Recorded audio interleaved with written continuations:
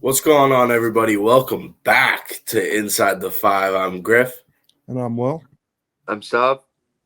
and we are finally back after a brief intermission, we'll call it, due to finals with school and the holiday season. Happy holidays, everybody. Happy New Year as well. In this episode, we're going to be talking about our dismantled Red Sox, the college football playoff, and week 17 of the NFL season. What do we say, guys?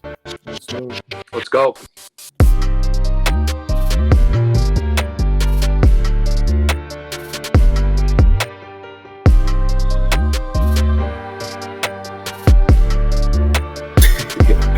I'm looking at our depth chart that ESPN has.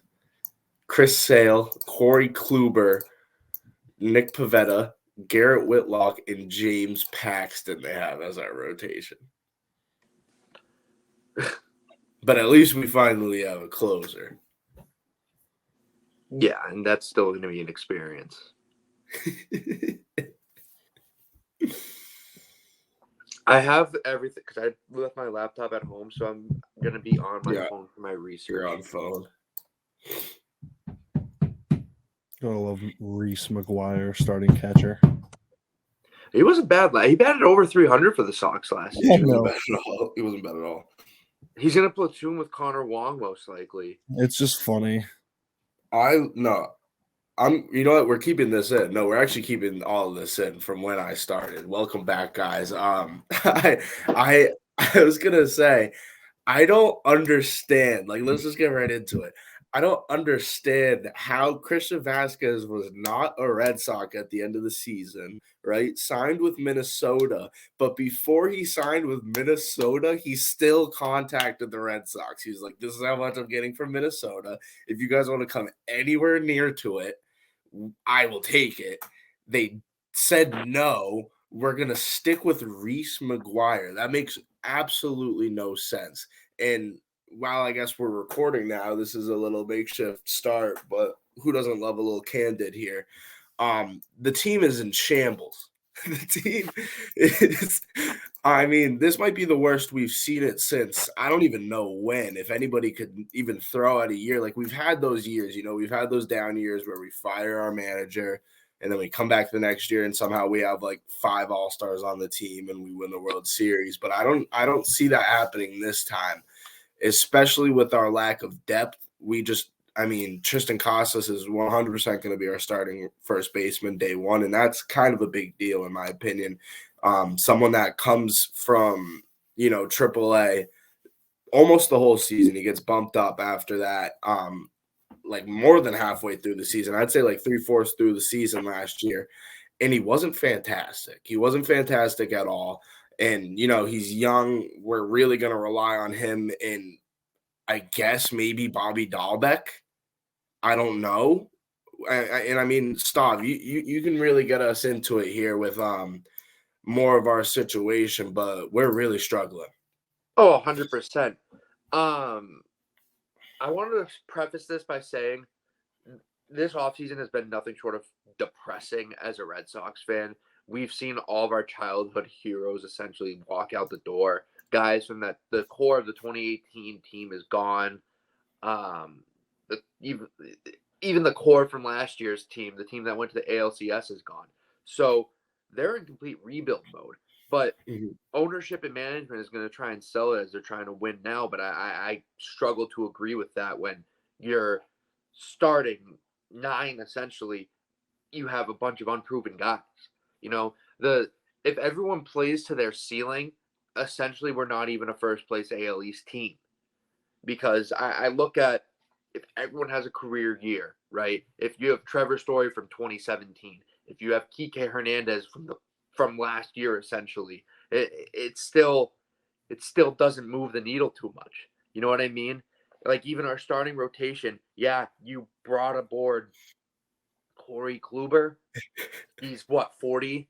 What is this, 20? What are we saying? This is the 2017 Cy Young Award race with Chris Sale. The top two voters. So, yeah, you go down your rotation. You go Sale, Kluber, Pavetta, Whitlock, Bayo, Hauk. Like, Hauk, or I don't know. It's one of those things where we don't know. And you watch Nate Eovaldi leave, and he wanted it to stay. You watch JD Martinez walk out. He wanted to stay essentially. But you did replace. It's just one of those things where it's like I'm trying to be. You guys know me. I try to be optimistic about the Red Sox. It's a long season. A lot can change. But the moves that were made this offseason really are making me pessimistic and not even wanting to attend a game. It's not right to put this product on the field right now. No, I agree. And excuse the banging in the background. My house is getting excited, so sorry about that. But no, I agree. Stop. Like, I don't want to be not optimistic about the season. Also, a lot of people are saying like, oh, like we've taken a bad team to the playoffs before. We've taken a bad team to the ALCS. But I just refuse to say that the team can make it to the ALCS. I'm not saying that we can't make the playoffs with other moves, but like the ALCS would be crazy if we could even get that far. I don't even really see the playoffs to begin with. Like it's just it's like not even like a scrappy team, and we're just old and have a few young guys. Like it almost is like Nationals-esque, if that's the one way I can put it. I don't even know if I'd compare it to that Nationals team. Because, well, they're better now. But well, no, obviously, but I know what year you're talking about. Yeah, and a couple years. You talked about taking a worse team to the playoffs, to the ALCS as well, and I honestly can't even compare it to any of those teams that have surprisingly made the playoffs in our lifetime. Because when I look at this team, it's just like we're really selling out on Masataka Yoshida. And Masataka Yoshida, I mean, the only reports I've heard from Japan on him are that we overpaid him maybe by 200% the amount that we should have gave him, and that's not a good sign. We missed out on a few key pieces that were in our hands, and it was just as simple as that. Sign him back, and I don't mind the move on leaving JD Martinez. I love JD Martinez, but I feel like that's kind of what we talked about throughout the whole season. We need a DH that's going to hit for power, and JD was about our only guy that even could hit last year, so that was good. But at some point, if we want to make moves in the right direction, we have to have a power hitting DH. Justin Turner stepping in, and it's just the fact that this would be a great year for JD Martinez. Of course, it's like I wanted him gone, but this would be a great year. JD would hit like 300. JD would probably be in the 3 hole because Rafi, if we want to run Rafi back at the 2, right now, if you ask me to put up a 1 through 9, what my prediction would be, I don't know who bats leadoff. Rafi bats second, and I don't know who bats 3rd through 9th. The team is in absolute, it's not even rebuild mode, because how are we going to rebuild around these guys other than, of course, Rafael Devers and Trevor Story, who's going to be 30 this year, Rafi, who's going to be 25 this year. Obviously, he's looking for a contract extension. The only person that we have locked up is Story. Verdugo, I guess you could say. I love Verdugo, but he's not, an all-star player. He's not a corner. Exactly. He could maybe step into that position, but throughout this whole season, and we haven't even talked about the fact that we lost Zandra to the Padres and how dirty the Padres are going to be with their 15 shortstops playing in the field for them. But, I mean, that's going to move Story to shortstop. That's almost imminent. Arroyo is going to play second. It's not awful, but it's still, he's not an everyday guy. That's someone who's a platoon guy. You throw him in when you need him. If someone needs a rest day, Christian Arroyo, he's a utility guy. He's like Brock Holt. Brock Holt was an everyday guy. He would go fill in when guys needed a rest, and that's what Christian Arroyo is for you. He's a solid player. I like Christian Arroyo, but there's no world where the Boston Red Sox should have their starting second baseman be Christian Arroyo right now. Also, I don't know if any of you guys also see this, but Nico Goodrum is on our depth chart. Yeah, but he's not going to do shit. No, I'm not it's not like, oh, I'm excited about it. I'm just confused. When did that even happen? No, it went under the radar. It happened mid-December, but yeah, that's just a contract pickup. I don't think he's going to end up seeing the 90-man rot, or I don't think he's going to end up seeing the MLB level this year. But I mean, there have been rumors floating around about the Sox acquiring Padres shortstop Ha-Sung Kim, who's a good player. He would be a starting shortstop for us. That would allow Story to stay at second. But my whole logic right now is if the Red Sox let me preface this by saying the Red Sox were reportedly negotiating with Xander as if Marcelo Meyer was ready to come up. If that's the case, call him up right now. He's 19 years old, and bring some excitement back to the Red Sox, because right now the entire organization, the entire goddamn city is shitting on the Red Sox. They're out of the list of the teams right now. The Red Sox are last place for excitement in the city, right? You can go Celtics, Bruins interchangeable at number 1 and 2, Pats 3, and then you go a big drop off than the Red Sox 4, right? I hate comparing. I hate comparing sports, but this is technically a down year for the Patriots, and heading into the last week of the season, they can make the playoffs and they control their own destiny. If you tell me that the Boston Red Sox, heading into the last week of the MLB season, that they will be able to control their own destiny, I'll call you crazy. Yeah, you're right. And I'm looking at Marcelo Meyer right now, and he's somebody that hasn't scratched AA yet. And it's like you're exactly right about that contract negotiation. We were talking, I don't know if it was like we were expecting Meyer to have a big year. I mean, we have to at least start him off in AA this year, if not AAA. I think that he might be the type of guy that goes from AA straight up, and it could happen this year. He's 20 now. And he would run shortstop, and that's exactly, I guess, what we need. But is it like where do we want the direction of this ball club to be? It doesn't make sense. We have a rotation where you almost thought that it couldn't get worse than last year. This is going to be worse than last year. We don't have Nate. Corey Kluber's our second guy. Chris Sale is, you can't say ace, but Chris Sale is our first guy. He's probably going to be our opening day, if not Nicky Meatballs, Nick Pavetta, who's going to throw that 12-6 right into the middle of the strike zone and let up 5 home runs on opening day.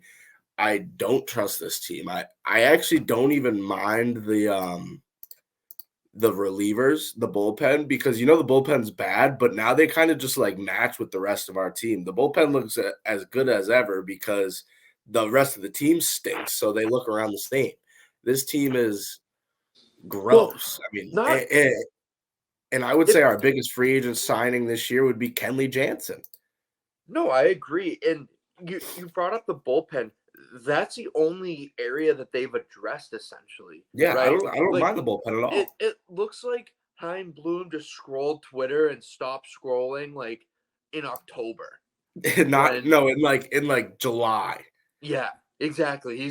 He went to July Twitter and he just never refreshed. He's like, oh, the Red Sox fans want a bullpen. No one really cares if we re-sign Roth or we don't sign Xander. No one's talking about Nate Eovaldi or JD Martinez right now. So let's just address the bullpen. And some of the bullpen prospects, some of the bullpen pieces that we got are serviceable. I trust the back end of our bullpen right now. When you go hypothetically Barnes or Matt Barnes, who ended off the season well last year, we can go 7, 8, 9 with Barnes, Schreiber, and Kenley Jansen. And you even throw in possibly either Houck or Whitlock in that 6th inning. You have a decent bullpen you got a guy like Josh Taylor. You still have Cutter Croft. You have guys who are serviceable. Yeah. Guys who can come in. And I don't mind Caleb Ward either. Caleb Ward's pretty good. He was the best closer in AAA last year. He got bumped up. And he had his few innings. He was shaky at the start, but he started to figure it out. And I think that he's going to be a very, very serviceable option out of the bullpen this year. And not only that, I didn't even mention the recent acquisition of Chris Martin. He throws heat, right? That's a guy that this bullpen needed last year, and they went out and got him. So I'm not clicking my heels. I'm not cheering for mediocre bullpen, but it's serviceable. This is a serviceable piece, and if the rest of the roster around them was good, I would be a lot more excited. I'd be like, okay, this team's ready to go. But it still feels like this is the beginning of the offseason. You know what I mean? It feels like there's still moves to come, but that's really not the case. There are not really many big-name free agents still out there other than the Carlos Correa story, where No one Yeah. knows what's happening with him, and they just probably do his X-rays and realize he doesn't have a left leg or something. Like I don't. He's for those who don't know, Carlos Correa originally signed with who did he The originally sign? Giants. The San Francisco Giants, big contract, and he failed his physical, and then the Mets pounced on it right away, gave him 10 years. They gave him over 10 years, $300 million. Then now they're scared with physical, and there hasn't been any updates on that, and no one really knows what's going on with the Carlos Correa story. And Scott Boras is doing a great job of just keeping it quiet, because if there's nothing coming out about it, that means there's something bad going on, and they don't want it to come out.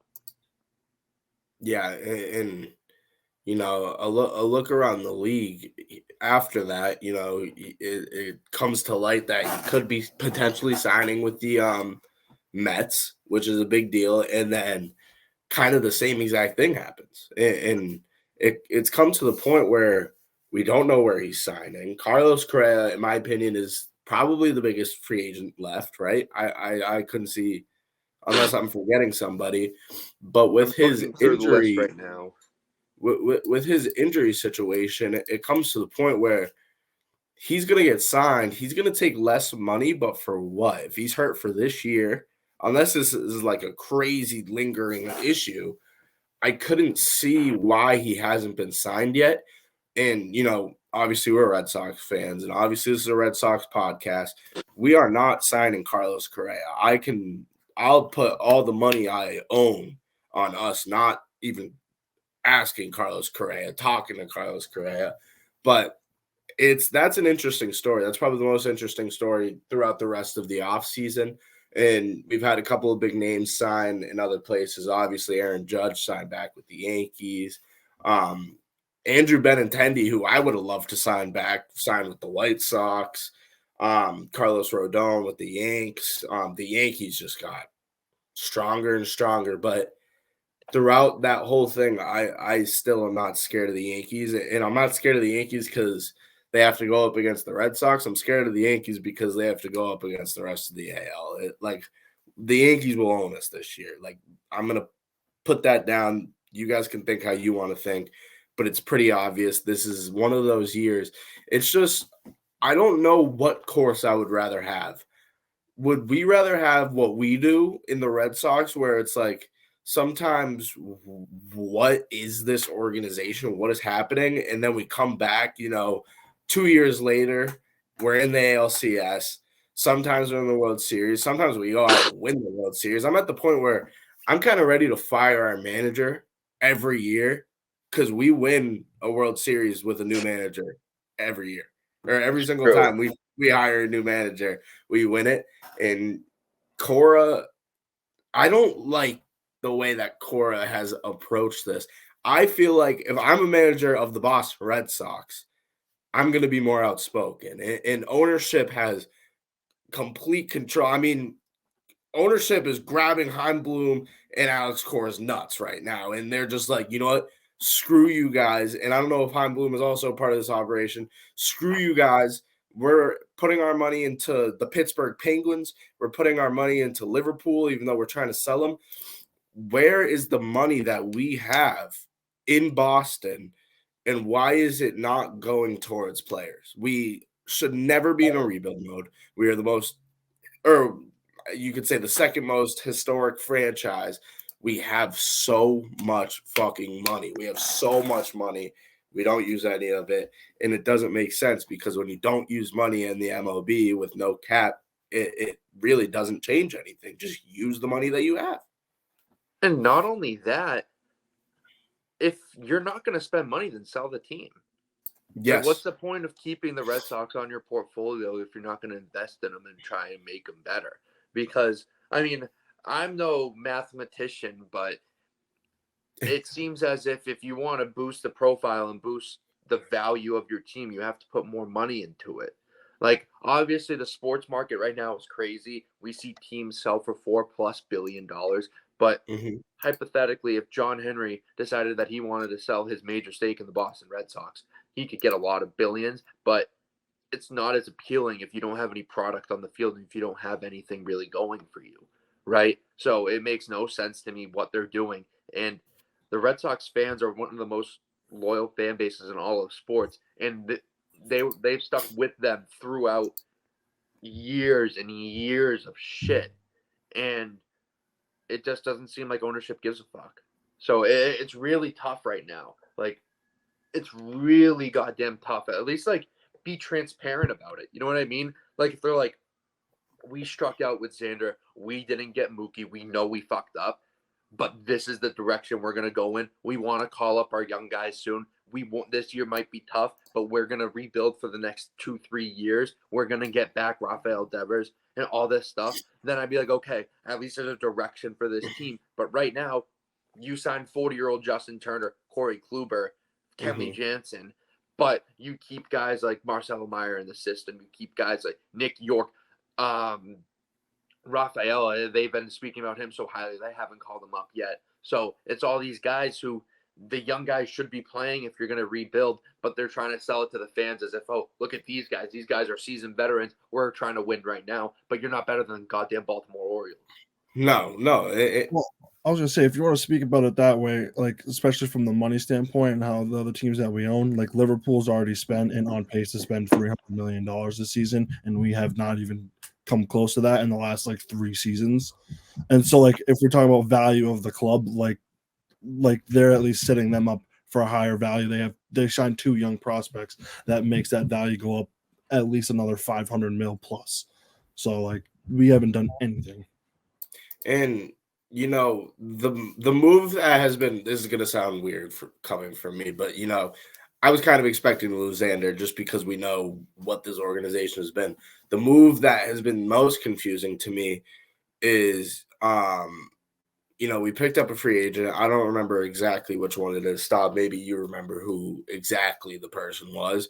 But to free up space on our major league roster, we DFA'd Jeter Downs. Yeah. Why are we DFAing Jeter Downs? That makes absolutely no. Jeter Downs is, you know, he's a triple A, and he's about 25, 26 years old, which is quite young.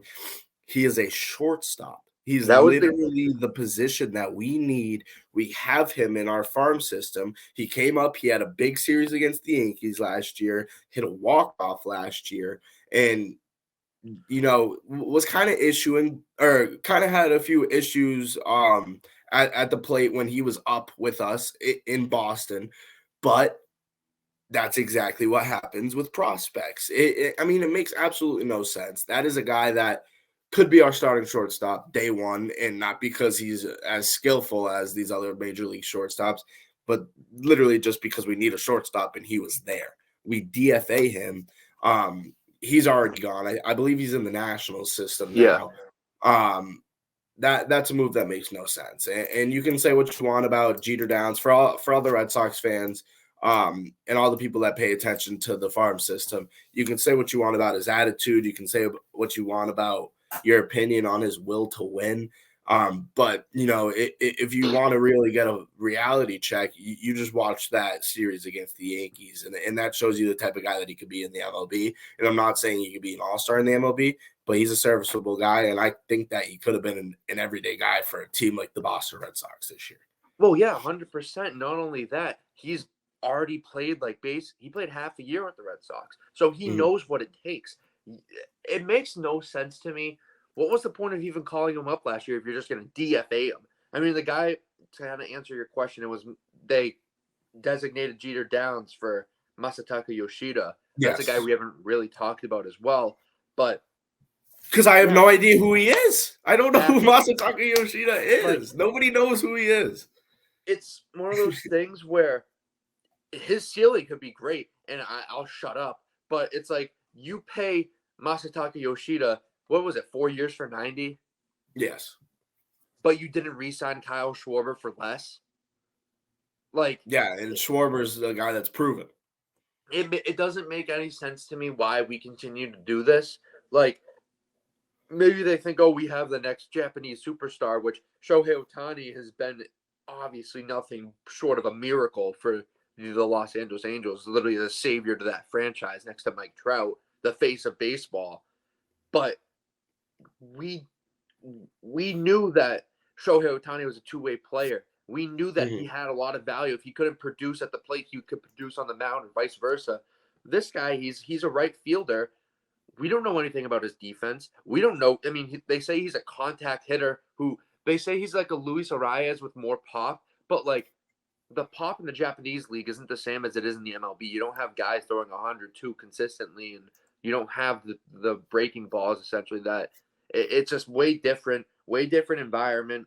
I hope he succeeds because if he doesn't, this will be a disaster. It will be embarrassing, to be honest.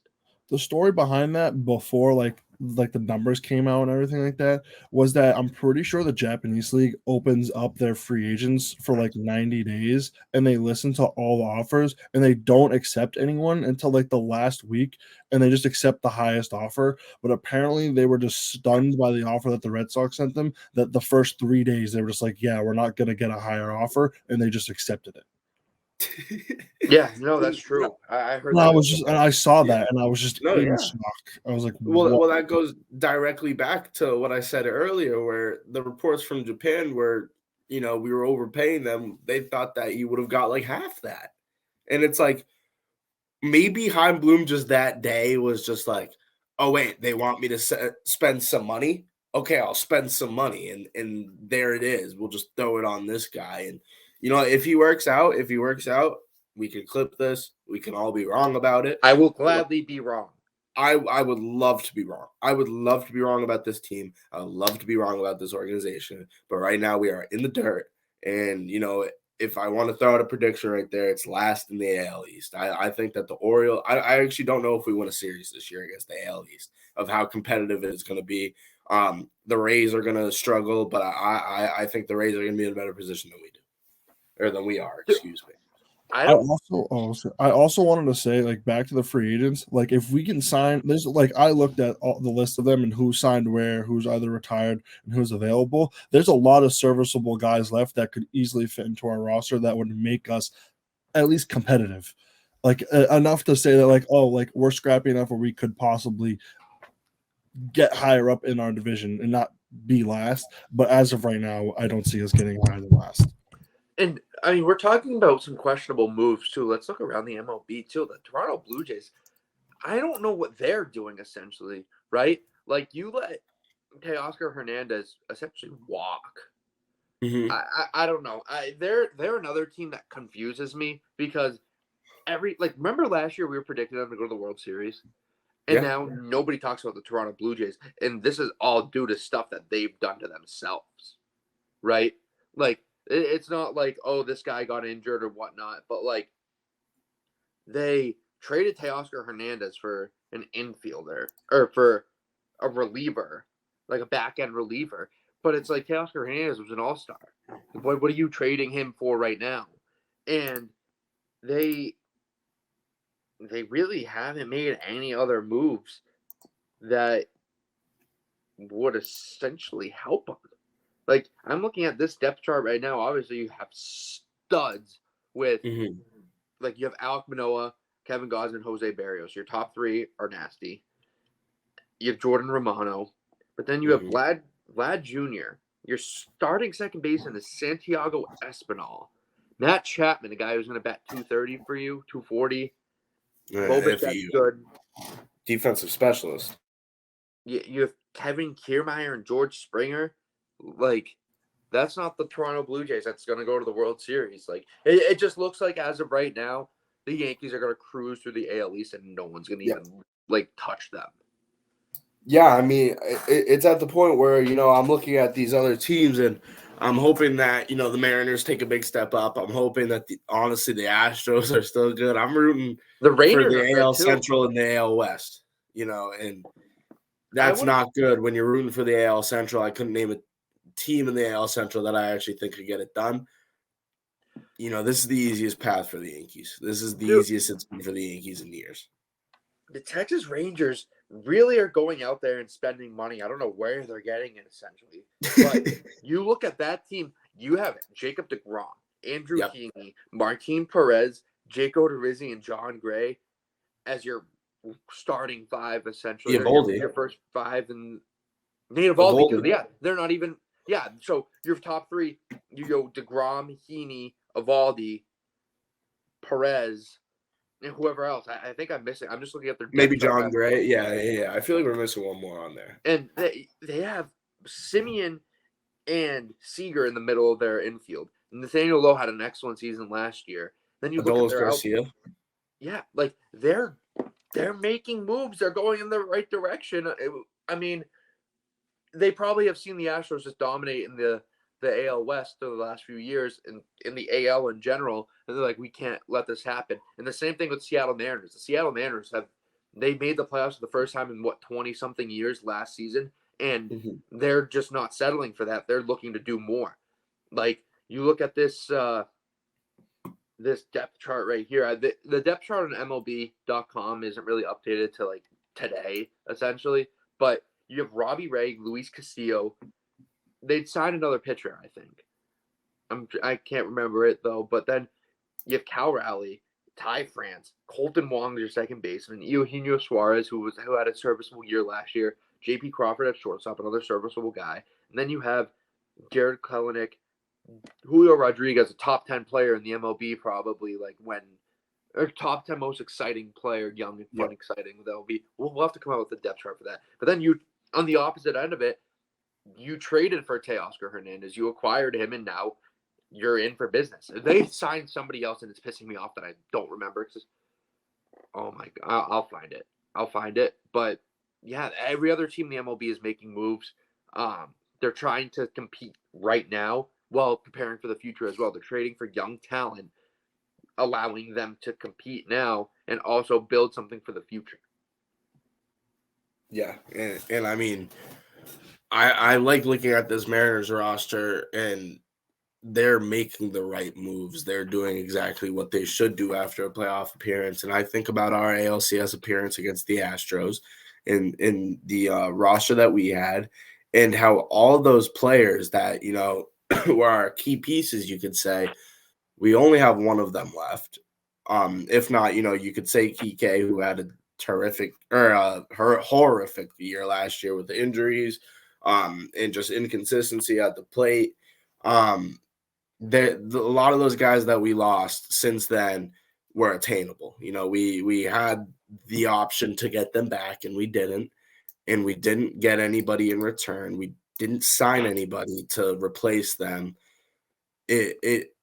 Like, I think of it from a standpoint, any sport ever that we have ever watched, when a team lets go of players, and it's hard to compare a rebuild in baseball to any other sport, because when you draft a player in basketball, when you draft a player in football, their production and their value is immediate, right? They get drafted. The first pick in the NBA draft is an all-star, essentially. I would argue the same most years in the NFL. When you draft somebody in the MLB, it's like, all right, cool. We heard about this guy. We'll see in 5 or 6 years, right? So, with that being said, the Red Sox, with this quote unquote rebuild, you could say, who are we looking to bring up? You could say Marcelo Meyer, but I don't even think he should be good to go this year. Jarren Duran sucks. We let go of Franchi, which, kind of makes sense. We don't need a first baseman. Franchi can't play in the outfield. Franchi's very inconsistent. And honestly, Franchi just sucks at baseball. I don't he hits tanks, but he can't actually hit the ball. We don't have those guys. This is basically what I'm trying to get wrapped around.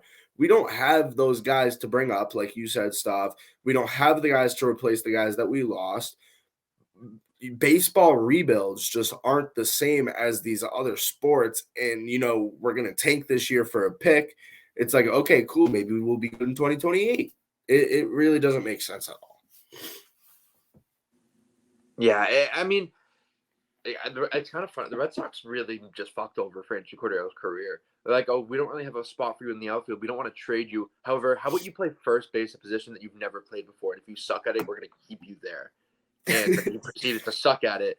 And then they're like, oh, yeah, you suck. And then they cut him. And everyone just looks at him as a first baseman, and he's not a first baseman. No, I know. And in the minors, the worst part is he took reps at third. He was terrible. He took reps at second in a game. He played second base for like a couple innings. They pulled him. Yeah. It's like the kid is an outfielder and he can't field. So that's why you need to stick him in the outfield because, he's not going to be a 26-year-old DH. Um, he was a project. He was a project that could have worked out that I hope was going to work out, and it didn't. And now we're going to rely on these guys like Tristan Casas to be our everyday first baseman who, high hopes for him. Very, very high hopes for Tristan Casas in the league, but I don't think he's ready yet. I really don't, and I'd much rather see him than Bobby Dalbec, but don't be surprised if he goes in a big slump at the beginning of the year and everybody's calling him a bust. And the pressure in baseball gets to people because baseball is the hardest sport ever. You get praised for going 1 for 3. If you go 1 for 3 in the NBA, you're riding the bench. If you go, if you ratio out to 1 for 3 in terms of pass completion to the pass attempt in the NFL, if you're a quarterback, you're trash. But if you go 1 for 3, if you're 333 in the MLB, you're an all-star. So this is the hardest sport. And if there's any pressure on you and you can't handle it, you're pretty much screwed. And we've seen that with players. We've seen at least 2, 3, 4 players, probably even more, every single year across the MLB fold under that pressure. And there's a lot of people on the Boston Red Sox this year that are going to have that pressure, that are going to go through those slumps, and it's bound to happen. And I hate bringing up Casas, but he's one of those guys, and I would say Connor Wong as well, and Masataka Yoshida, because nobody knows who the hell he is. If they fold under the pressure that Boston puts on them, which is exactly what we do, they are screwed. And in turn, we are screwed. So that's about all I have left with this team and honestly with the MLB. If you guys have anything else to add. I'm tired of talking about the Red Sox already. You go well? Yeah. And we got like 30 minutes out of it. And I feel like we covered pretty much all of it. But how about we talk a little college football? It's around New Year's time. That means the college football playoff is in full effect. We witnessed two, I want to say, of the greatest games that I've ever watched in college football. These games were amazing. We'll start things off with the first game that was played. And what a fucking game, guys. What a game it was. The TCU Horned Frogs against Michigan, the Wolverines, obviously. Just a beautiful game. An awesome game. I actually don't even know where to begin with this game other than J.J. McCarthy. Throw away the 343 yards. He is a fraud. J.J. McCarthy is a fraud. I hate J.J. McCarthy. Michigan really choked. Let's be real. The first play of the game, they ran a 70-yard run, got to the 10-yard line, and then they just out of the I formation. They never went back to the I formation all game. This is a classic overthinking play calling masterpiece by Harbaugh here, because you saw what worked and then you just never did it again. There was a lot of calls that didn't go Michigan's way, like that touchdown, whatever it may be. Yeah. But that's one call. And J.J. McCarthy threw 2 pick sixes. Michigan's defense couldn't get a stop to save their life, to be honest. And then Michigan's offense fumbled. They fumbled the bag, literally. First drive of the game, they get down to the 1-yard line. They get to the 3-yard line. You call a triple reverse on 4th and goal from the they called a Philly special, but with an extra reverse in there on the 3-yard. You have the best offensive line in the nation. Just run it.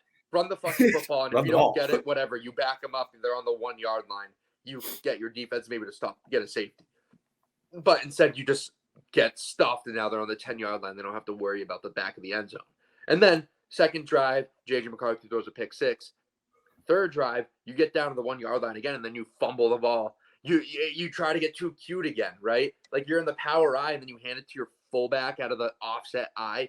Run the damn football with your running back, who is dominating up the middle. I guarantee you give him 4 shots at a goal line opportunity, he will score. No, you're right. And they didn't have their starting running back in this game. Corum. They didn't have Corum in this game, but Donovan Edwards ran 23 times for 119 yards in this game, and he broke off for a big one. He had a 54-yard run. And he looked good. He looked very good. He looked powerful. He looked like somebody that can get it done inside the 5. Shout out inside the 5. And Jim Harbaugh just likes to get cute. That's what he does. That's why he's never done anything, coach-wise in his life. He's been to Super Bowls. He's been to playoffs in college, and he doesn't get it done. And the exact reason for that is because his mental games that he plays against himself. It's a classic line, we're playing checkers, not chess. Simplify this game down. You have the best offensive line in the nation. You've had the best offensive line in the nation for years. You have a great run game. I don't care if Blake Corum is in or not. You still have Donovan Edwards, who, like I said, ran for 120 yards. And that's all you need. Against a Big 12 defense, you're a Big 10 offense that runs the hell out of the ball, that pounds the ball, humiliates your opponents on defense. They made TCU's defense play their best game of the year. TCU's defense, and it wasn't because of the way that they played. It's because, Michigan was just giving it to them. And you said with the pick sixes, one of them from D. Winters, who, by the way, TCU's defense, D. Winters, their DB, I think he's their strong safety, if not free safety, had the game of his life. He was playing like a chicken with his head cut off, just running all over the field, making plays. But the other one who, let me see the exact name of who it was that scored the touchdown, Bud Clark, the ball went right to him, and he just ran it into the end zone. It really doesn't get much easier on a pick six. There was 2 interceptions in this game in favor of TCU. Max Duggan also threw 2 picks. But those 2 interceptions were returned for touchdowns. That doesn't happen all that often. And, that was the difference in this game as it wrapped up 51-45 in favor of TCU. And I want to say that third quarter where they were just going blow after blow, throwing punches back and forth was awesome. The game was awesome. Everything about this game was awesome. Max Duggan gets it done, and they're in the final. For the first time since I don't have anything in front of me, I actually remember this stat. For the first time since 1938, the TCU Horned Frogs are back in the national championship, and this is very good for college football. I don't know why they're here. I don't know how they got here or who let them get there, but thank God they didn't play Ohio State. Thank God they didn't play Georgia in this first round. If it was anybody other than Michigan, I don't think the ball rolls the same way. TCU played the game of their lives. Max Duggan didn't even need to do everything that he has been doing all year because TCU's backup running back, Amari DeMarc could, or something like that. I actually can't even pronounce the last name. This is the first time I've butchered the last name on the podcast. He ran for 150 yards. It was a great performance by, the run game from TCU. Max Duggan had 57 yards on the ground to his total. He ran for 2. Max Duggan on those design quarterback runs in the red zone is unstoppable. If you told me at the beginning of the year that the TCU Horned Frogs would be in the national championship, I would call you crazy. I thought you'd be joking with me. But with that being said, are they the first Big 12 team to make it to the national championship? I think through the playoff, yes. Yeah, that's essentially what I meant. In the 7-year history. Yeah. No, they are. Because I think somebody brought that up. That's kind of crazy to think because, obviously, Oklahoma's had their eras of dominance, but they were always overshadowed. I don't think they ever got through, right? No. The years with Baker, they lost to Georgia. And then the year with Kyler? They definitely got smoked by somebody. Yeah. They got smoked by Bama, I think. By Bama. Oh, yeah. No, yeah, they got killed by Bama. That was in the semi. That was in the. Was it? Was that even? Did they even make the semi? Hold on. No, they must have. Hold on. Kyler Murray, Oklahoma. That wasn't in the national championship, I don't think. This is gonna piss me off because I'm curious because I know the year after was the Jalen Hurts year that they got smoked by LSU in the They got smoked by LSU in the semifinal. Like Joe Burrow threw for 8 touchdowns. I'm trying to. It's a 2018 team. Oklahoma football. But like, even with that being said, they in the Orange Bowl on December 20th. So yeah, that was the second round. They got obliterated. So yeah, this is probably the first Big 12 team to make it through to the final because I think Oklahoma and Baylor are the only teams that actually made it to the college football playoff. Has Baylor made it? Who? I didn't think Baylor's made it. Hold on. I think there was one year that they did. Who was their quarterback, though? Because RG3 days was before playoff. That was pre-playoff.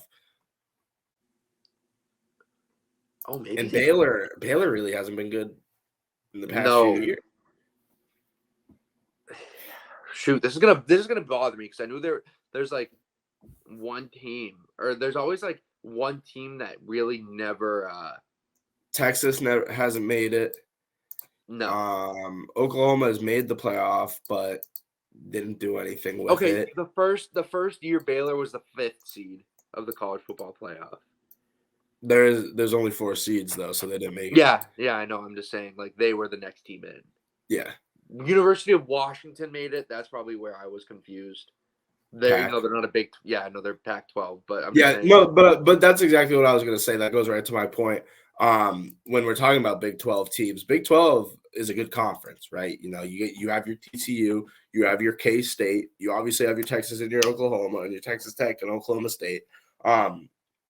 But this has been the playoff since the beginning, since the creation 7 years ago, has been completely ran by the SEC, by the Big Ten, and then we've seen some stints of the Pac-12 in there, and the Pac-12, who is the fakest conference on planet Earth, they have their years where they have those guys, they have those teams that are like insane. And like I said, we've seen some Oregon in there, and we almost saw some USC in there if they didn't lose. But this is very good for the college football playoff is basically what I'm trying to say. Especially having TCU advance to that next round.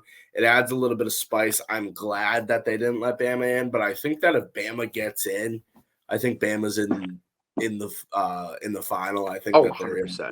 I think that they're the national championship. I mean, we're not talking about all the bowl games, but Bryce Young threw 5 touchdowns and he had 6 incompletions in that game against Kansas State.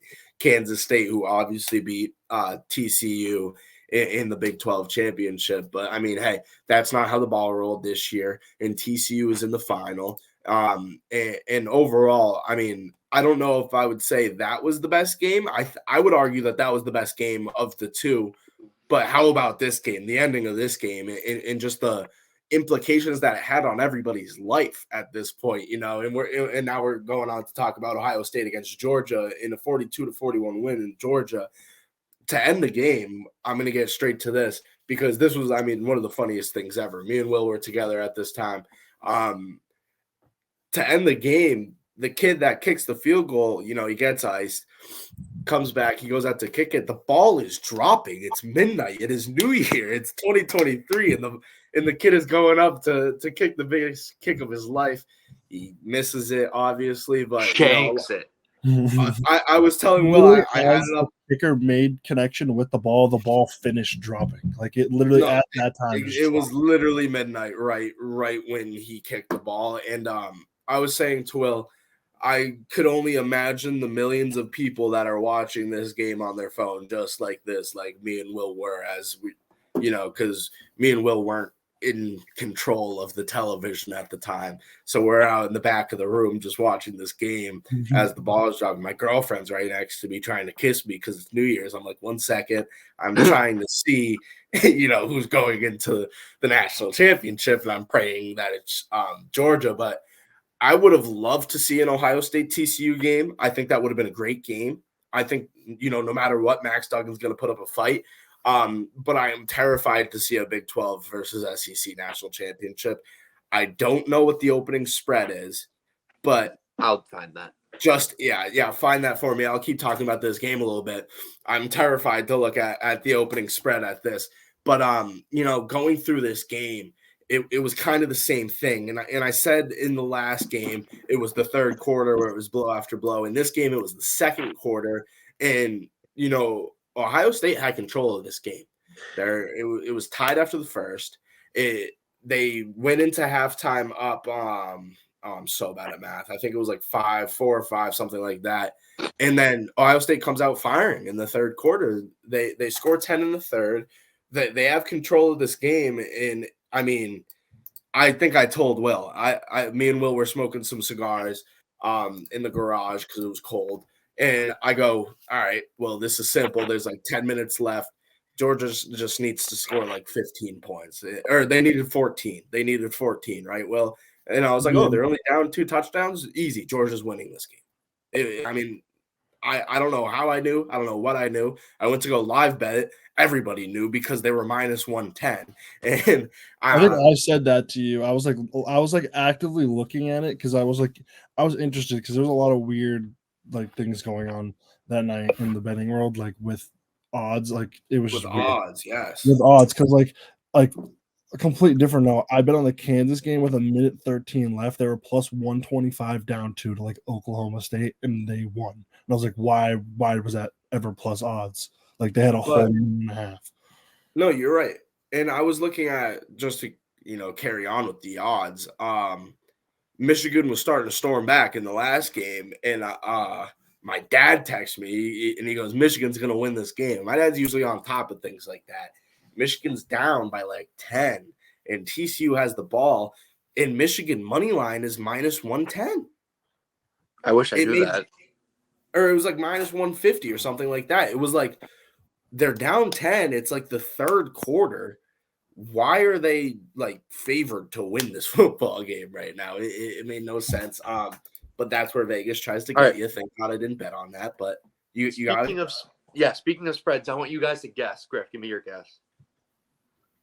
Georgia 6.5. Will? 10. It's minus 13. Yeah. Okay, so here's what I told Will. Here's my thought process for betting this game. If it was anything under 8.5, I was going to take Georgia. Anything over 8.5, or anything over 10, anything over 10, I think that TCU wins the game. I think if the spread's over 10, I think I'm going to take TCU money line. I hate Stetson Bennett. I hate him. Dude, go start a family. Go get a job. Put your resume out there, dude. Time to start a real estate company. You're not a – he pisses me off. He's in his second sophomore year. Like he's a senior. He's in like his fifth senior. He's in his sixth year. Yeah, well, okay, so he walked on to Georgia. He then dropped out. He was like the 7th quarterback on roster because he was a walk-on. He went to a community college like right next to it and then walked back onto Georgia. He was like the 5th quarterback, redshirted like twice, and then was the 3rd string, and then injuries brought him into the game, and he's a game manager, right? And when you have the best team in the world, when you have the best defense in the nation, you can kind of throw anybody at quarterback. But when I was watching this game, I was like, imagine if, Georgia had a Bryce Young, Georgia had a CJ Stroud, Georgia had a Max Duggan. These guys would be absolutely unstoppable. The person that's holding them back in all of this is their 5'11", 190-pound quarterback that, I mean, he doesn't really deserve to be in this position. In my opinion, there was a lot better options in the college football world, and I think that they could have got somebody in the transfer portal last year. And obviously, they're the first seed in the nation. They're most likely going to win it. But with that being said, I could not imagine this team with like a quarterback, with a Heisman quarterback. They would be, I mean, there would be no doubt they'd be favored by like 20 points. So, but this game, going back to it to talk about it a little bit, Stav, you had Ohio State spread. So shout out to me and Stav because me and Stav picked the exact opposite in the college football playoff. I got my game in TCU, which I said I was more confident about. Remember, I texted you. Yeah, I was 50-50 about Georgia, but I got them at 4.5. So I was like, you know what, I'll take it. And Stav liked Michigan. I like TCU. I was like, I'm very confident in TCU. I think JJ McCarthy is a fraud. I also think Michigan are all frauds. Stav loved Ohio State. He loves CJ Stroud. Wow, I always mix up his pronunciation. Bad pronunciation day for me. But I mean, I would say that was as neutral as we could have possibly got. Thank God, your favorite pick and my favorite pick both hit. Exactly. That's exactly how it was. I had more reasoning to back up Ohio State to bet against Georgia. I was talking about CJ Stroud, and I was saying how that Georgia secondary does make me more nervous, and Marvin Harrison Jr. is going to have a big game, in which he did until he got taken out of the game. Yeah. And I thought the line was a little low because Jackson Smith and Jigba was out because he declared for the NFL draft. I thought it'd be a little bit more in favor of Georgia. Regardless, it still hit. Yeah. Michigan, I think I was betting a little too emotional on that aspect because I was betting for essentially a Big Ten champion or a national championship, which unfortunately obviously isn't going to happen. Not even close. No one in the Big Ten is going to be in the championship. But yeah, that's kind of my justification for betting Michigan because we talk about it too. Yep. A quarterback makes plays when these big games matter. And that's what I was going to say. Your exact reason for betting Ohio State was pretty much my exact reason for betting TCU. Exactly. It was okay, Ohio State has a quarterback. In my opinion, Georgia doesn't, right? But it's just Georgia. So I was like, maybe they just run the hell out of the ball. They play some defense. Everything's all good. Everything works out. And, Georgia won the game, but we are betting guys. So we're talking about spreads here. Georgia did not win the game. Nope. And that was my exact reasoning was I got TCU at 8.5. And I just simply looked at Max Duggan versus JJ McCarthy. And I was like, all right, I mean, this is the easiest pick I think I've ever made in my whole entire life. And that proved to be true. I also want to say, just out of impulse, because I hit the TCU bet, I took the over in Ohio State, Georgia at 62. I mean, the over. Yeah, they scored 83. No, you're not wrong. It was literally just I was like, I just saw how many points they put up in the first game. I was like, screw it. I will take this too, and we'll see where that takes us. But on the 9th, Monday the 9th, we will have our national championship. So on the next episode, we will talk more about that specific game. We will talk about our pick for that game, probably have over or under and the spread for it as well. But how about we get into a little NFL to wrap up this episode? With it. You guys down? All right. So we are now in week 17. We have an absolute landscape of the playoffs, of everything that's going on. And it's getting wild at the end. Both of our teams are kind of in similar positions, I would argue. It's going to be tough. It's going to be tough for both of our teams to get in. The Patriots need to beat the Bills. You're winning in, right? Yep, winning in. We control our own destiny. So you could argue that you're in a better position than the Seahawks because the Seahawks, need another team to do something for them, but they're not playing the Bills. The Seahawks have the Rams. They need to win that game, but they also need the Lions to beat the Packers. So what position, let's start this off. Will, what position would you rather be in? Would you rather have to be the Patriots and beat the Bills, or would you rather have to be the Seahawks, beat the Rams, but then have the Lions beat the Packers? It's honestly a tough one because it's almost as if the Pats are just kind of written off next Sunday against the Bills because it's going to be a hard game. I would want to say I'd rather be the Seahawks. There's some hope that the Lions can beat the Packers. The Lions have good momentum.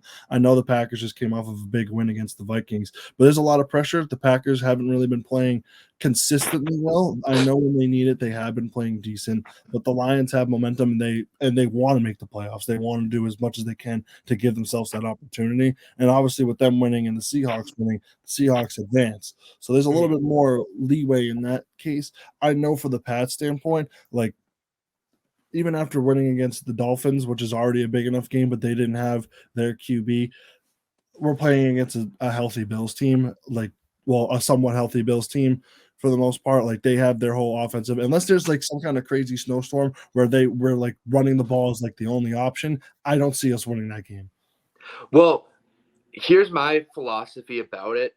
Well, there's obviously another side of that point, but I'm a Raiders fan on Saturday night or Saturday during the afternoon because the Chiefs and the Raiders play on Saturday at 4:00. If the Raiders beat the Chiefs, the Bills lock up the 1 seed, and they don't really have a reason to play anybody on Sunday. There's no justification for playing any of their starters. But with that being other than the fact that they knock off a divisional opponent from the playoffs. That's the reason why I don't like. I still feel like the first half they're gonna just try to kill us, and then we're gonna have Mac Jones come back from being down, and it's not gonna happen.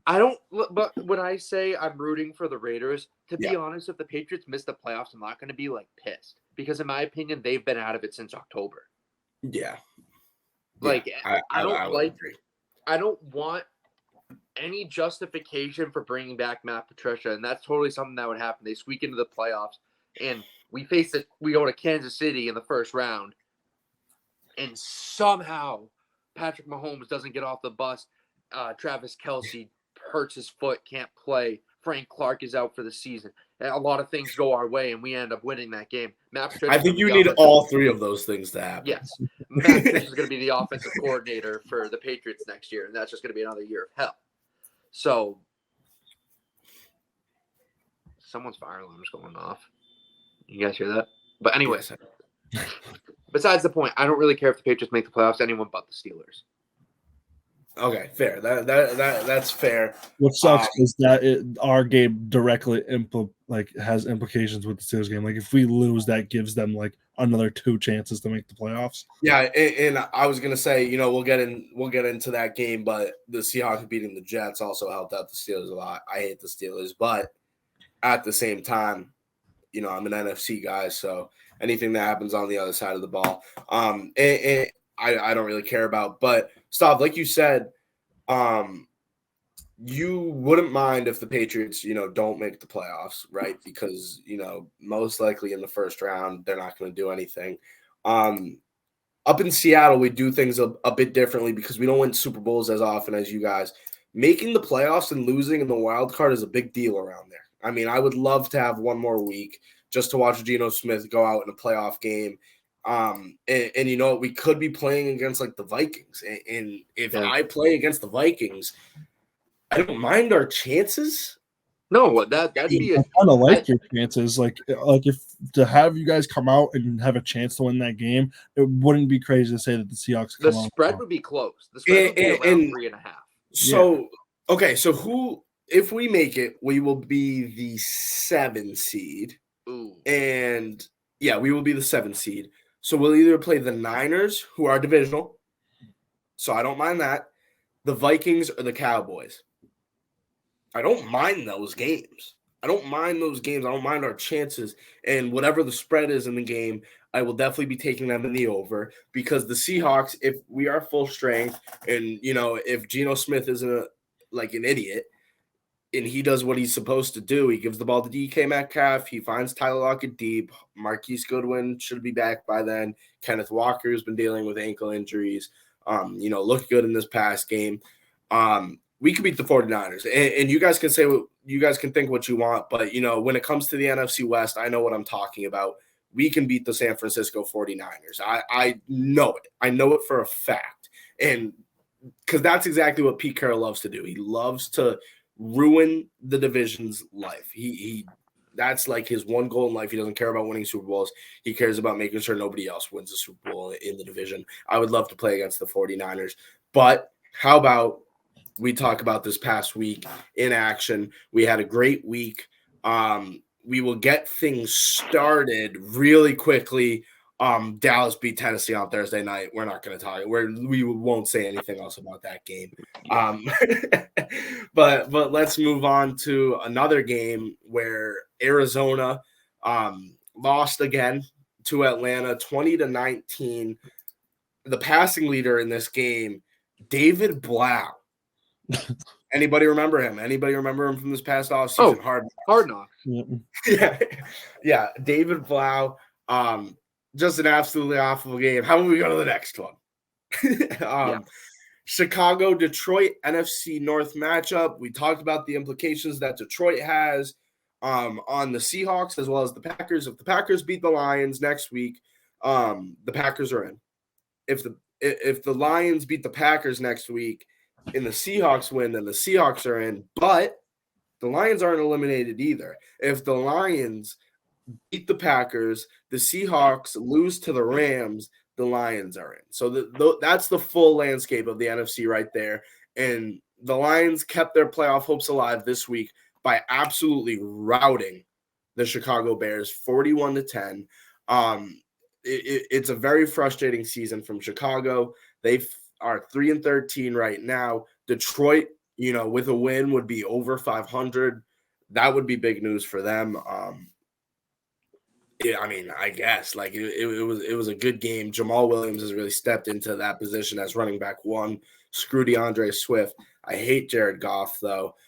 This game overall was just a routing, and Justin Fields has done everything that he can.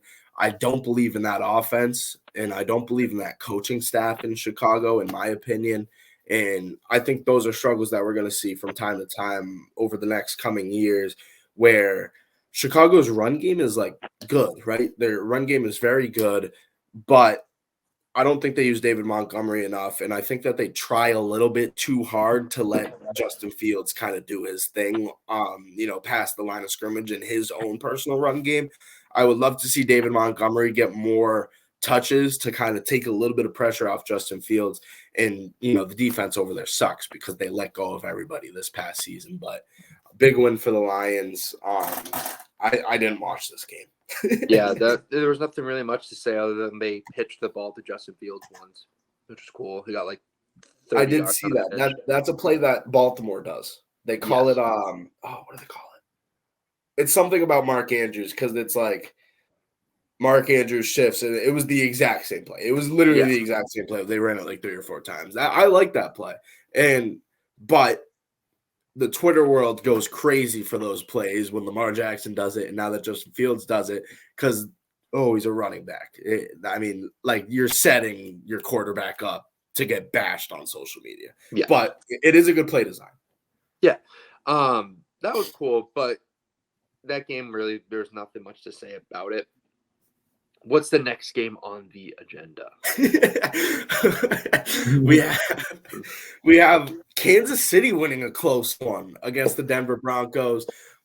Russell Wilson ran for a touchdown. Russell Wilson cried in the post-game press conference. Shed not cried as in okay, this is bad. This is a bad set. I feel like somebody just set me up as I'm wearing full Seahawks gear right now and saying that Russell Wilson cried at the post-game press conference.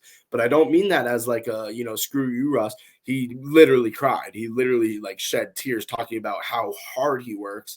And I would say this is probably the best game that they've had all year. Russ went 26 for 38. Threw for 222 yards, only had 1 pick, and he threw a touchdown, which he doesn't do that often. He ran for 2 touchdowns. I thought he only ran for 1, but he had 2 in this game. And I just love the numbers that Patrick Mahomes puts up. He puts up, he only had 3 more completions, but he had 106 more yards in the air, 2 more touchdowns in the air as well than Russell Wilson. This team, goes as far as Patrick Mahomes, lets them, and that's the perfect position. That's exactly what Andy Reid sets up, and that's exactly what they need. I mean, if you want to put your quarterback in a position to win, let him control the fate of your team. What better quarterback to have right now than Patrick Mahomes? And he's finding guys like Kadarius Toney, who only caught 4 balls. He had 71 yards. Jerick McKinnon, has been an absolute touchdown machine out of the receiving back position. He's caught a receiving touchdown in each of the 5 past games. Travis Kelce obviously gets it done all the time, but it's a game where you look at who caught a ball, and I want to say there's 9 guys. I'm not going to count because that's bad podcasting. I should have counted before this episode. but everybody got a touch, and that's exactly what Kansas City said they were going to do. And I love and I admire the Kansas City Chiefs because when they say that they're going to do something, they genuinely do it.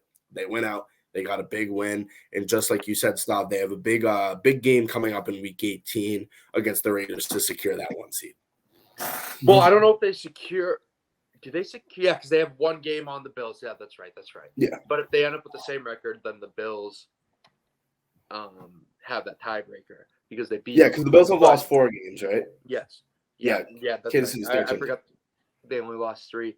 But this is such a lost season for Denver that it's really not even worth shedding light on them. They fired their coach. They have 0 culture. They're just arguing on the sideline. This is a hard thing to do. Like, what do you address first in the offseason? Do you get a head coach?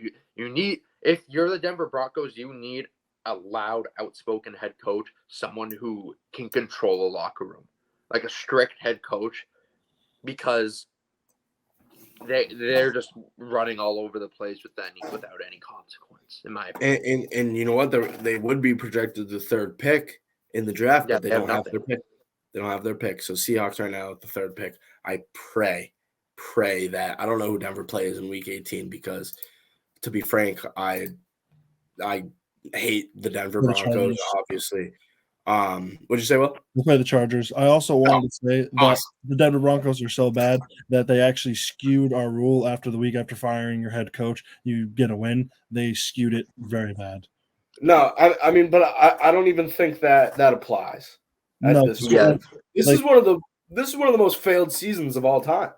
Yeah, like 100%.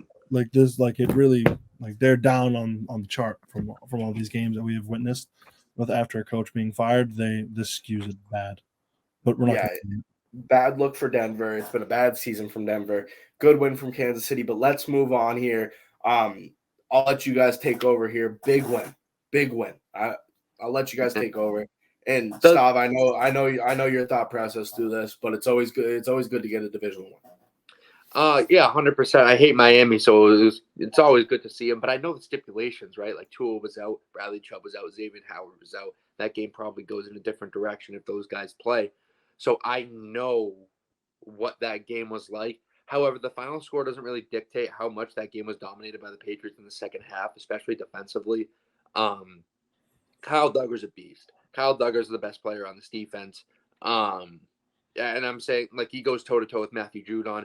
Judon's kind of been quiet over the last 2 or 3 weeks, but he still makes plays. But this was the Kyle Duggar game. Kyle Duggar was flying around the field, and Jabril Peppers. Jabril Peppers was killing people. And every time they would run a stretch play, Jabril Peppers would just go right through the right hole and make a great play. He forced a fumble on the first drive that they just ruled forward progress on, even though there was not forward progress. I didn't really understand that. There wasn't a stop. Like it wasn't like a collision where they stopped and were running against each other. No, Jabril Peppers just popped him and he went backwards and they called forward progress. But whatever, that's besides the point. I didn't see that. Mac Jones had a pretty good game. He fit the ball into some tight windows for the first time in what seemed to be a little bit. He threw for 2 touchdowns. Fade to Jacoby Myers. Threw a good ball to Tyquan Thornton. Shout out Tyquan Thornton for a touchdown. Yeah. That's always good to see. First Mac Jones Tyquan Thornton touchdown that we've seen, but it's like, I mean, Damian Harris is back. Who's back the week? Damian Harris, Ramondre Stevenson, the 2-headed backfield monster. Like I love seeing those guys run the football. Hunter Henry had a pretty good game, so it was an all-around solid performance.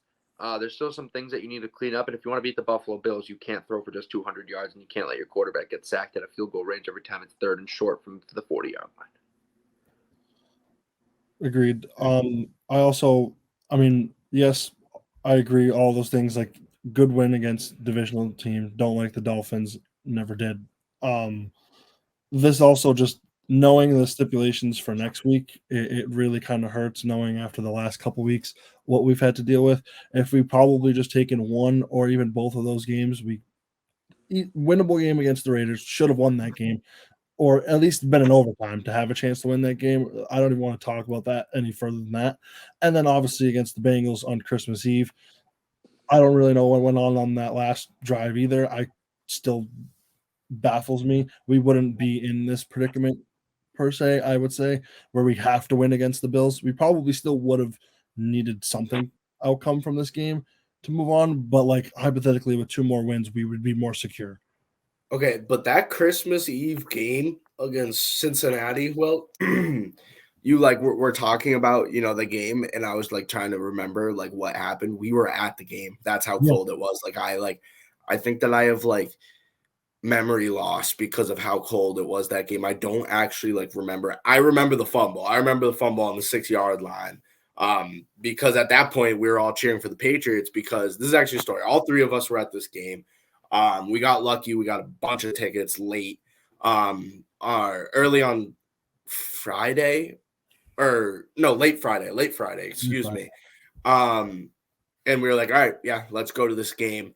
It's going to be cold, but it should be sunny and it shouldn't be windy. It wasn't sunny. It was windy. It was awful. The game was freezing cold. The whole time I was just like focused on how cold I was. I was focused on being less cold. I was eating chicken tenders with my gloves on. My Coke froze before I could finish it. Overall, just like, I mean, the only way I could put it was a shit show. It was a shit show the whole time. And in the third quarter, my sister was there as well. She left once the Bengals got the ball back, and I was like, okay, this sets me up perfectly.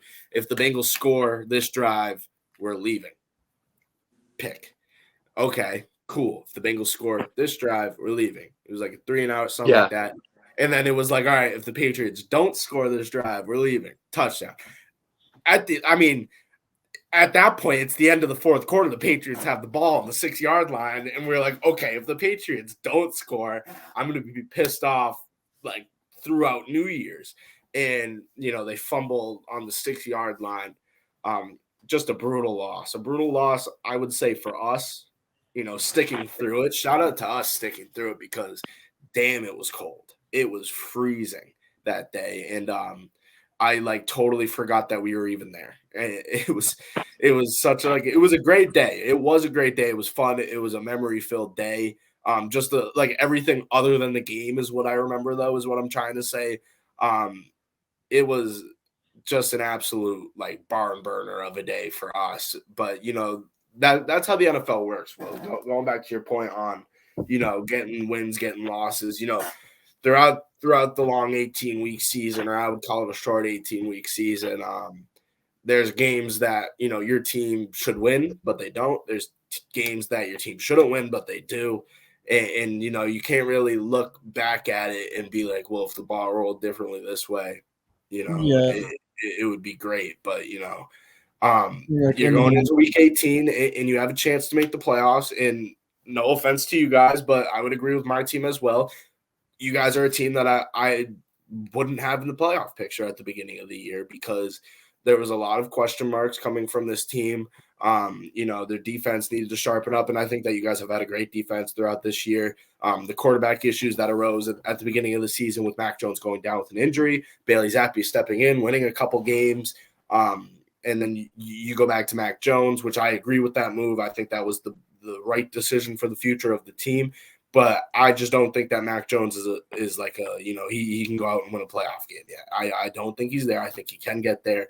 And that kind of wraps up. I feel like all 3 of us are at the same point on this team where you make the playoffs cool, you don't make the playoffs cool. I mean, the season's pretty much over anyways. And we talked about the Seahawks stipulations, who they could possibly be playing. We're kind of in the same position as well. So going into week 18, it's going to be interesting to see how that pans out. But going on to the next game, how about the New York Football Giants securing a playoff spot for the first time since 2016 with a 38-10 win over an AFC opponent in the Indianapolis Colts, Daniel Jones, a playoff quarterback, Saquon Barkley back. Daniel Jones throws for 177 yards this game. You may be saying, that's not a lot. Daniel Jones ran for 91 yards in this game. Overall, I would just say a good win by them. Congratulations on the playoffs. It wasn't really anything exciting. These weird week 17 matchups where it's AFC versus NFC really throw me off. Yeah, it wasn't. The only thing I took away from two things I took away. Obviously, congratulations to the Giants. Daniel Jones is having a really good year. Yep. It's really going And under the didn't sign an radar. extension. Didn't What was sign that? an extension. Daniel Jones did not, at the beginning of this season, didn't sign an extension. So he was playing for a contract, and he did his thing. He earned it. I mean, Saquon Barkley is probably one of my favorite running backs in the league. He's just electric. And it's crazy to see what the Giants are doing without any real receivers. Like, you look at the depth chart at receiver for the Giants, and they really don't have anyone, and they're in a prime position to go make a move and acquire one. And the second thing I took away from this game was Kayvon Thibodeau just celebrating over Nick Foles' Dead body. convulsing body. I could sit here and be a boomer and just be like, "Oh, it's a dirty play, blah blah blah blah. You can't do that." I love that. He probably didn't see it. Like, No, I he really definitely didn't see it, dude. He was making snowmen. He was making it snow just- angels on the ground, dude. He's it not was looking over to his left. He it saw was Nick really Foles laying down, and he was just like, all right, I'm just going to keep making snow angels like I just sacked him. It was ironic. I thought it was kind of funny. Like, if he did a snowman celebration next to a convulsing dead body. You know who I think Kayvon Thibodeau is going to be?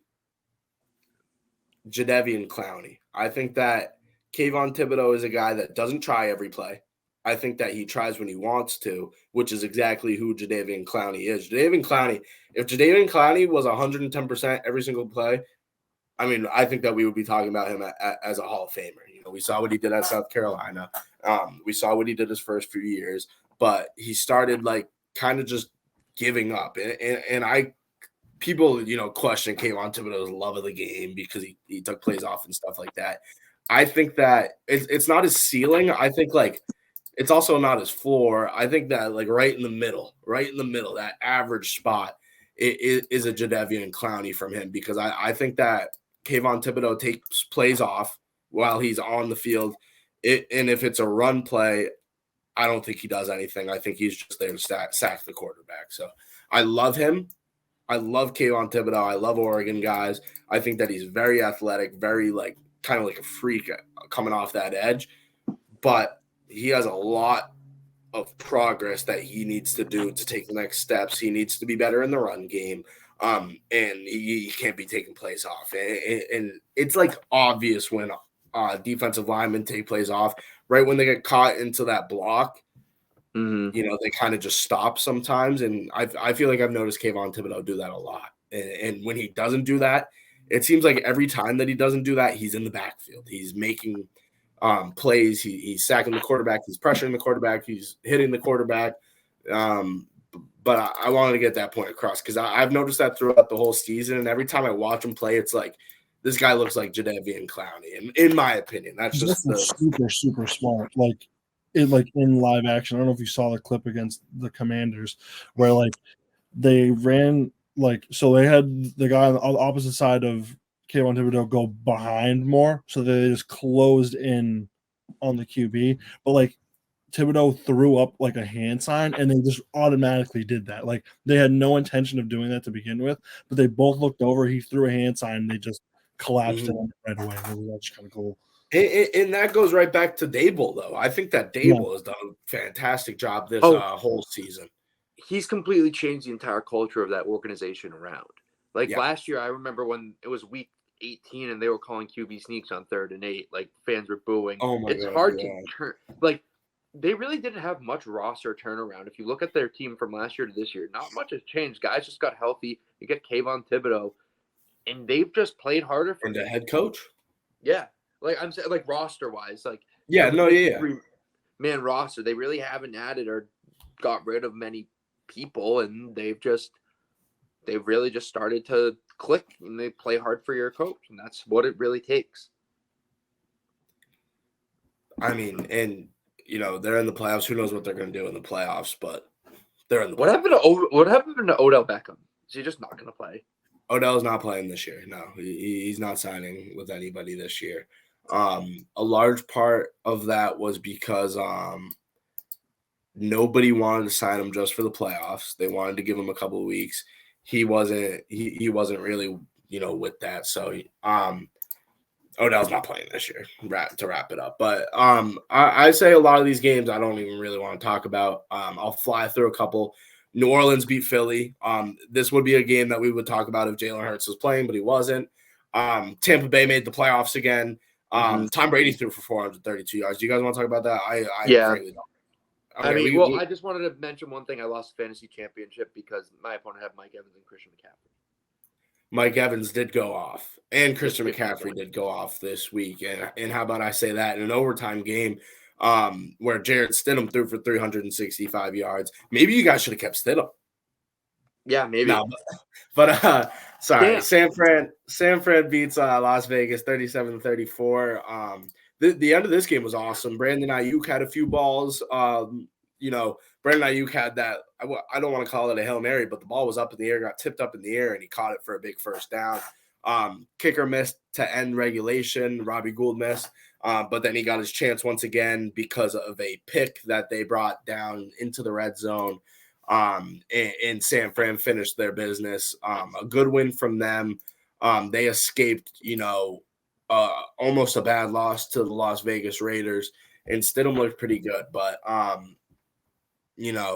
I don't even know what I'm saying. Brock Purdy has surprised me. And I've talked about Brock Purdy on this podcast before because, when he was Mr. Irrelevant, I was like, oh, I know this guy, right, from Iowa State. And how about a little Big 12? Shout out once again. This is a Big 12 episode. He's looked fantastic, and I honestly think that they can win the Super Bowl with him. Yeah, he doesn't have to do – I mean, it's clear to see once you have the studs around you, and especially with Deebo Samuel, who is going to end up coming back. Yeah. That team just has studs all around him, and Brandon Ayuk has really stepped up to fill that – I don't want to say fill the role of Deebo Samuel, but has stepped up. To be a wide receiver one. He's been the wide receiver one. Yes, and he's making plays consistently, especially on the drives to set them up at the end of the game. He was making plays. Christian McCaffrey's one of the best running backs in the league. We are getting reassured by that day by day. George Kittle, ever since Brock Purdy has stepped up, has become back to that tight end one that we expect to see him. Offensive line is dominating, and the defense is just stifling. I mean, it's crazy to see that Jarrett Stidham was the first – or Jarrett Stidham went off, but Josh Jacobs didn't rush for over 60 yards, so I was right. I mean, if we had an episode last week, I would have said that, but I told Griff that I was benching Josh Jacobs in fantasy, and I made the right decision because the San Francisco 49ers haven't allowed over 60 yards to one rusher all year. Yeah, you did bring that setup to me, and I think I argued back. I was like, but it's Josh Jacobs, but you were right here. You were very right here. Big win from San Fran. I don't know how much of an implication that has for their standing status, but kind of like a momentum win. Yeah, I also want to say, I know we briefly mentioned the Eagles losing. Next week, that's actually big because the Cowboys could win the division and they would have a higher seeding, I believe. Well, yeah, if they lose to the Giants and the Cowboys win the division. That would be a crazy turn of events. And excuse me, Hurts is not going to be back next week. He can't be. I wouldn't understand why they would put him in next week. He'll be back for the playoffs. But you're right. That would be big if somehow the Eagles, fall apart. Well, it's not somehow. It's because Gardner Minshew is their quarterback right now. But I'll throw a couple of these games out here as well. We don't have to go into too much depth about Seattle because we've been talking about them pretty much the whole episode. They won 23-6 against the Jets. The defense looked fantastic. Mike White was playing injured. He had like a special flak jacket or whatever. Kenneth Walker ran for 133 yards. He's inching close to that 1,000-yard rushing season, which is awesome. And, Geno looked good with an injured Tyler Lockett who played here and there. DK Metcalf didn't get the ball too much. Cody Parkinson had a great game in that game as well, but the defense really stood out in their win against the New York Jets. Moving on, we had Green Bay absolutely rout the Minnesota Vikings, and that's what really scares me. They have a big game against the Lions, which we've been talking about throughout the episode, but a big win for Green Bay, 41-17. Aaron Jones finally getting on the ground for 111 yards. A very big win. We have the Rams versus the Chargers, the Battle of LA, won by our Bolts. Bolt up, Victory Monday. Happy Victory Monday, by the way. All three of our teams won this week. So that is a very big deal for us. The Bolts last Monday, they clinched playoff. playoffs. no matter Yes, what. yes, yeah. The Chargers, a playoff team. So if anything, if the ball doesn't roll our way in Week 18, and the Patriots don't make it, and the Seahawks don't make it, we do have rooting interest in our Bolts. SoFi Stadium is officially our house until said otherwise. Because we don't play the Rams again for a while, but the last time we played them, we beat them. That's all that matters. And then we go to Sunday night in a crazy game where Kenny Pickett has a game-winning drive. Pittsburgh wins 16-13, keeps their hopes alive going into Week 18. Baltimore falling apart with Snoop Huntley under the helm. Mark Andrews had 100 yards. Najee Harris, I would say, had one of his best games in a Steeler uniform. Najee Harris is getting there. He's definitely going to. Najee Harris, I have no doubt in my mind, will be in 1, 2, maybe 3 or 4 even Pro Bowls in his career. I think that Najee Harris is it. I think he's that guy. Kenny Pickett had a decent game. No, Kenny Pickett sucked. Kenny Pickett sucked, but he had the drive. And, that's all that matters at the end of the day. And Week 17 is wrapping up with Buffalo versus Cincinnati tonight at the night of this recording. Going to be a great game. And, we have Week 18 to look forward to. Do we have anything else to bring up? Make our predictions. Who's going to win, Bengals or Bills? Let's get the spreads. It's Buffalo -1.5. So, who's covering? Pick them. Will. Go. Bengals +1.5. Stav. Yeah. Bills -1.5. Give me the under of 49.5. Give me the under. Over. We'll take the over too. I just want to be so different. Final score is going to be 35-31. Final score is going to be 24-21. And the under is going to hit. I saw you doing the math right there. Because it's 49.5, so it's pretty. That was quick math for me because it's easy because it has to add up to 50. That's 25 plus 25. So that I'm not good at math. That was just simple for me. But anyways, anybody else have anything, or should I wrap it up? I said 28-24, and that's it. 28-24 with the over hit by a couple. We hope you guys enjoyed this episode. We will catch you guys later in this week, and peace. Peace.